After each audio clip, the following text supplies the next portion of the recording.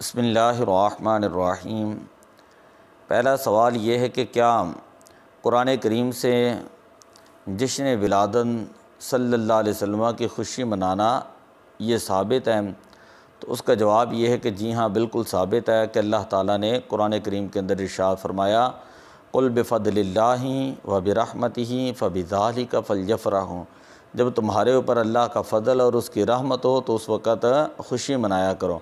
اللہ کے فضل سے مراد حضور کی ذات ہے۔ اللہ تعالیٰ نے قرآن کے اندر بیان فرمایا، ذَلِكَ فَضْلُ اللہِ يُؤْتِيهِ مَن يَشَاءُ وَاللَّهُ ذُو الْفَضْلِ الْعَظِيمِ۔ تو یہاں پر ذَلِكَ فضل اللہ میں فضل اللہ سے مراد جو ہے مفسرین کہتے ہیں حضور علیہ السلام کی ذات ہے، اور رحمت کے بارے میں فرمایا وَمَا أَرْسَلْنَاكَ إِلَّا رَحْمَةً لِّلْعَالَمِينَ۔ تو میلاد پاک کے حوالے سے دوسرا سوال یہ کہ سب سے پہلے میلاد کس نے منایا؟ تو اس کا جواب یہ ہے کہ سب سے پہلے میلاد اللہ تبارک و تعالیٰ نے منایا، کہ اللہ تعالیٰ نے عالم ارواح کے اندر روحوں کو جمع کر کے فرمایا، وَإِذْ أَخَذَ اللَّهُ مِيثَاقَ النَّبِيِّينَ لَمَا آتَيْتُكُم مِّن كِتَابٍ وَحِكْمَةٍ ثُمَّ جَاءَكُمْ رَسُولٌ مُصَدِّقٌ لِّمَا مَعَكُمْ لَتُؤْمِنُنَّ بِهِ وَلَتَنصُرُنَّهُ۔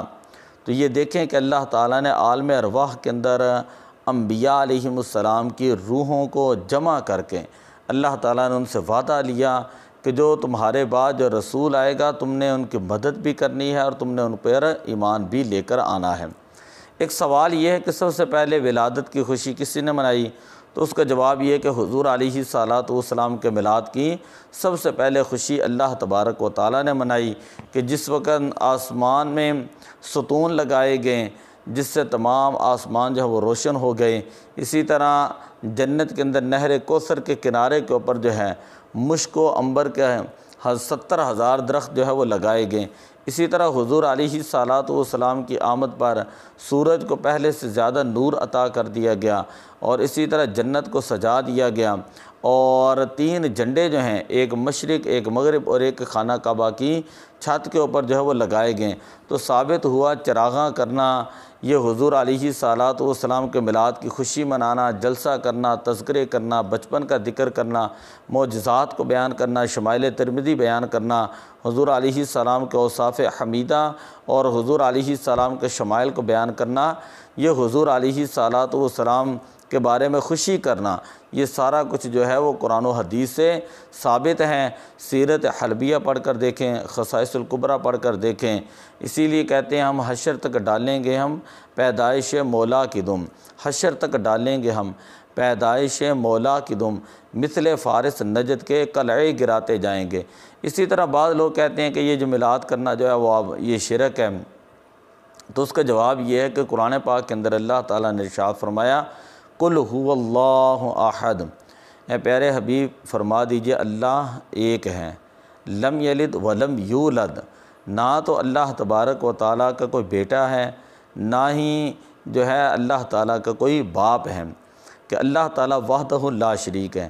اب اگر معاذ اللہ یہ ہمارا عقیدہ ہو کہ اللہ پیدا ہوا اور اللہ کا میلاد منائیں، تو پھر حضور علیہ السلام کا میلاد بھی منائیں، تو اسے کہا جاتا ہے کہ شرک کرنا، کہ اللہ کی ذات کے اندر یا اللہ تعالیٰ کی صفات کے اندر جو ہے وہ کسی کو شریک ٹھہرانا، اس کو شرک کہا جاتا ہے۔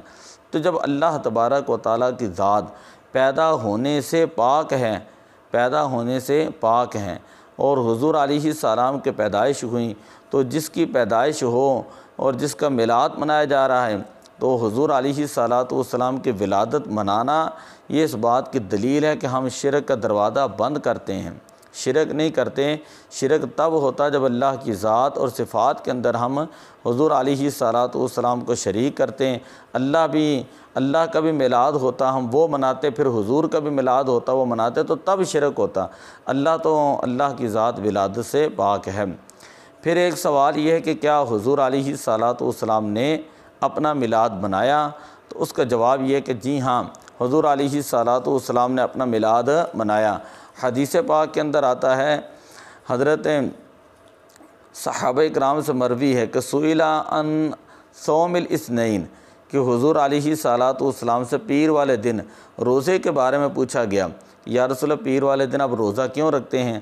قال ذالک یوم ولدت فیہ، تو حضور علیہ الصلاۃ والسلام نے فرمایا یہ وہ دن ہے جس میں میرا میلاد ہوا۔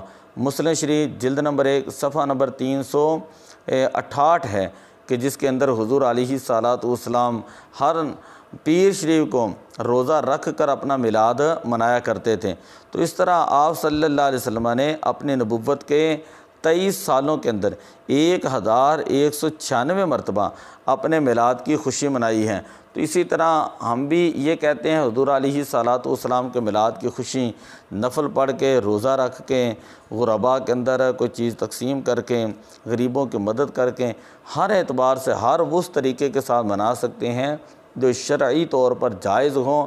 اور یہ چیزیں جو ہے ہمیں یہ چیزیں یہ ساری احادیث پاک سے بھی ملتی ہیں اور اجماع امت سے بھی ملتی ہیں، قیاس سے بھی یہ چیزیں جو ہیں ہمیں ملتی ہیں۔ تو دعا اللہ تعالیٰ عمل کرنے کی توفیق عطا فرمائے۔ الصلاۃ والسلام علیک یا رسول اللہ وعلی آلک و اصحابک یا حبیب اللہ۔